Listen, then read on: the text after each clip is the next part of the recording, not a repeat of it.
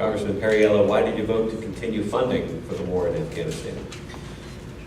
The situation in Iraq, I think, is not a summer vacation spot, but I think we have reached some important strategic goals. I did not support that war in the first place. Once we had bogged ourselves down there, I thought there were strategic interests for getting out in the right way, and I think we have done so. We've gotten ourselves into a position to do that, and we have drawn down combat troops pretty much on schedule, which is a pretty impressive effort.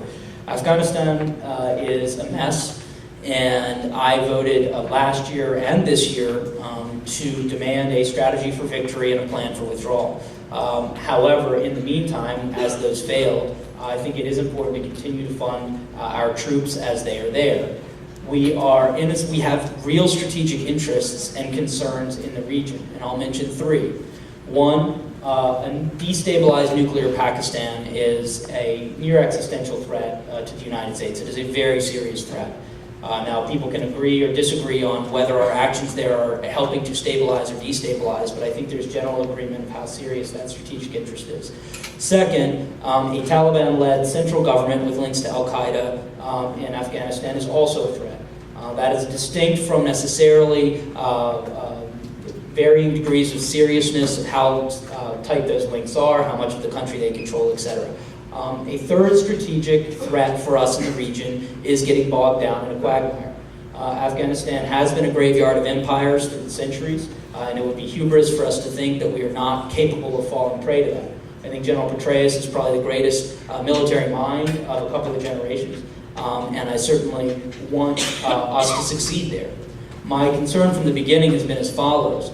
We have focused almost entirely on how big the lever should be when it's the fulcrum that's rotten to the core.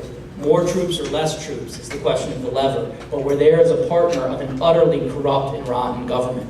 As some of you know, I was there doing research for parts of 05 and 07, and it became clear at that point that this was a kleptocracy, and to the extent that we were seen as partners with these thugs and warlords, it undermined the unbelievably great work that our troops were doing over there.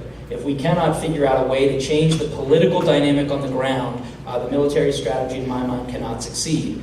The Bush administration made a huge mistake by imposing a constitution that did not make sense for Afghanistan. It was centralized, which made more sense in Iraq, which had a history of centralized government, than it did in Afghanistan, which has no such history.